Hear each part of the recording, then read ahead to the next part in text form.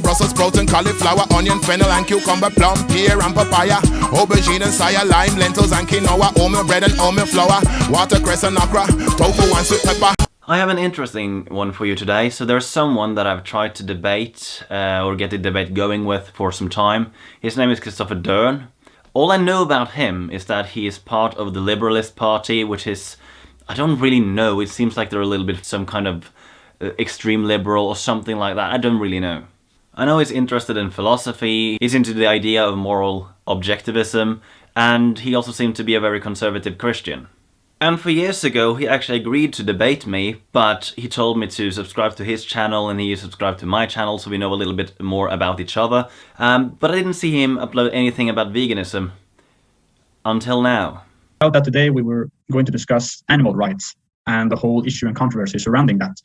How should we understand animals with regards to morality, moral rights, and differences between human beings and animals in that regard. We may discuss, or we are going to discuss issues that is relevant to veganism and related issues. He has made a lot of videos with this person called Amos Zweig, which is a blogger, a philosophist, and the author of the book Goldverstecken. I think that they have an idea that veganism in and of itself is not an objective truth. And in the beginning, it's like Amos is trying to explain the vegan position in a way that it sounds like vegans have the same opinion. But again, I am cutting a little bit here because he's stalling, so silent moments are cut out, and also I sped up the clip a little, but I'm not putting anyone out of context there. People who, argue for animal rights, they often say exactly that animals also experience pain. They are sentient beings, and therefore they would prefer not to feel pain. And thus, kind of by an argument from analogy, since human beings also prefer not to feel pain, and many of the rights that we have defined in our society have exactly that purpose, to hinder one person from inflicting pain on another person. And therefore, you could say that these rights should also be extended to animals because they can also suffer. And so it's kind of analogous. I think that that's actually a false argument. And here comes some of the ideas where I've actually not understood fully what Christoffer means, because he talks of animals as if they're just mere machines. There shouldn't be unnecessary suffering in the world, and I include animals in that. I think still this is a human conception. This idea that there shouldn't be unnecessary suffering is a human conception, and also rights are a human conception. So as we said, or as you said previously, animals have a nature, and their nature determines their behavior. They don't have a free will. They can't make moral choices.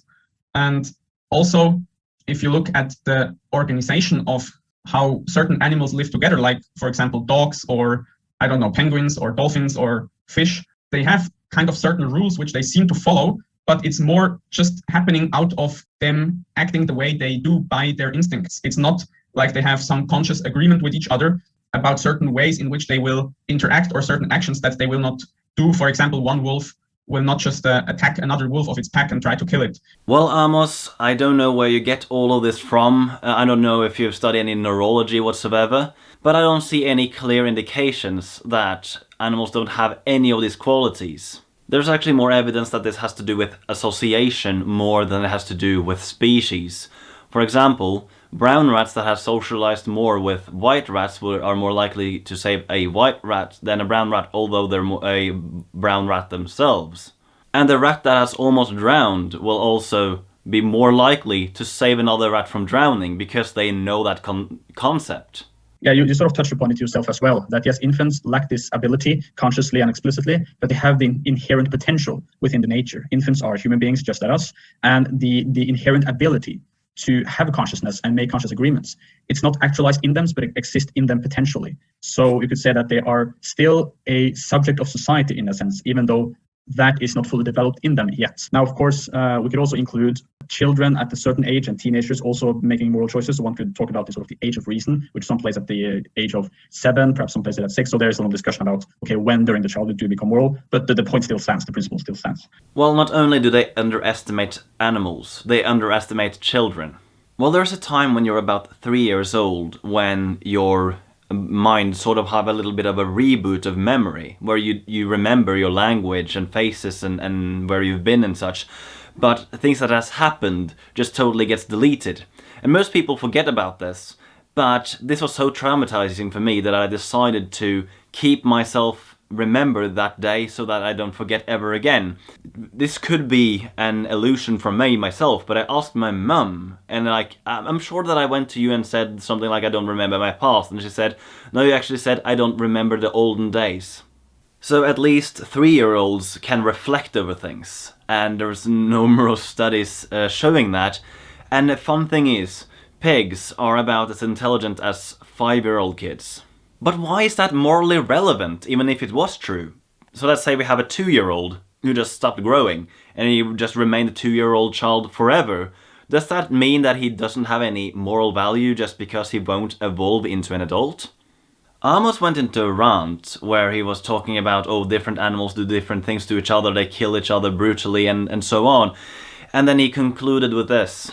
What my thought was that the idea that you should minimize suffering is actually, it has something to do not with the world outside of the acting person, but with the world inside.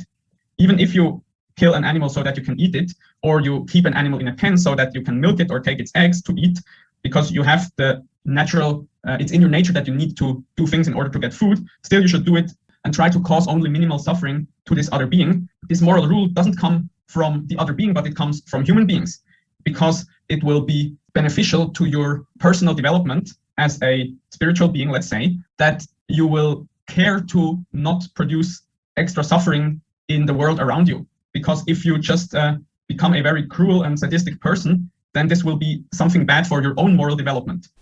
Well, that is bloody confusing to me. So we have 2 people here who don't believe that animals are conscious, that don't have intrinsic value, yet they believe that it's possible to inflict harm to them. And I just wonder, why would it be wrong to harm someone who's not conscious? Or describe what's the difference between harming an animal or harming a tree, because I don't think that they have any problems with someone chopping down a tree. I suppose I would say that eating meat and eggs and similar things that vegans are against eating, they are all goods for human beings because they provide nourishment for human beings. They are good to eat for the body. They provide different kinds of materials that are good for the body. So they are objectively a good thing for human beings to consume. Even if there are substitutes, even if there are alternatives, there are still good things for human beings to consume. That doesn't mean that you have a duty to eat meat, of course, because again, there can be alternative ways of eating, but it's still a good thing in itself for human beings to eat. So therefore, to slaughter animals in order to provide meat and eggs for human beings to eat, you still have them being killed to provide something that is good for us. So if something has nourishment, therefore it is morally okay to do something, because that would be good for your body. Okay, so eating dogs, that's good because you can get nourishment. Eating cats is good. Eating people can give you nourishment, so that would be objectively true. Well, then he would bring up the ethical arguments for why we shouldn't kill people, but I don't see why the moral relevant points about killing people does not apply for other animals as well. And I can go even further with this. So we got drugs that are good for you now because they have nourishment. You can get nourishment from tobacco, you can get nourishment from amphetamine, from weed, you can get it from heroin. So because they have nutrients, therefore they are objectively good now. But with a sadistic person who is inflicting pain on animals just for fun, for instance, there is nothing good that comes out of it. Yes, he has the experience of fun, perhaps, but that experience of fun is not objectively good for his soul and body at all. So there is an important difference in that, I would say. Okay, when I heard this one first, I laughed very hard because I was like, how am I supposed to answer to this? So basically harming an animal is not bad because the animal feels harm, but it infects your body and soul. What's the argument for that? First, you need to redefine what harm is. Secondly, you need to prove that animals are not sentient. Thirdly, you need to prove that souls exist. And by fourth, you need to prove that by harming someone else, it will affect your soul and your body. And if you don't have any proof of that, then you don't have an argument. I think we defended the true position very well, and showed why the vegan position about animal rights is false. Well, that's almost embarrassing. Well, first of all, I don't think I have a true position. I just think it's my subjective opinion that I don't like animals to be harmed. Like, I personally believe that we should not be killing animals. I don't think we should be exploiting animals.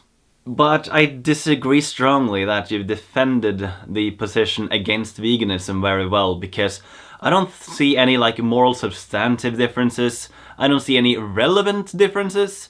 I just don't see any good argumentation for like why it's okay to kill an animal, but it's not okay to harm an animal. I don't see like any proof-related arguments. I don't see any relevance whatsoever.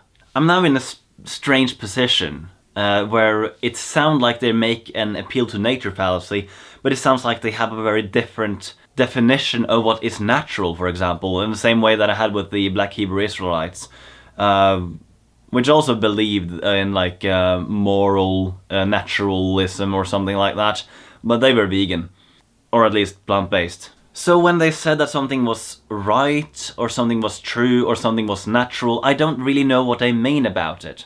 And when they say something is bad for your soul, what does that mean? Like, I want to go into depth of this. And I have already invited Christoffer for a debate.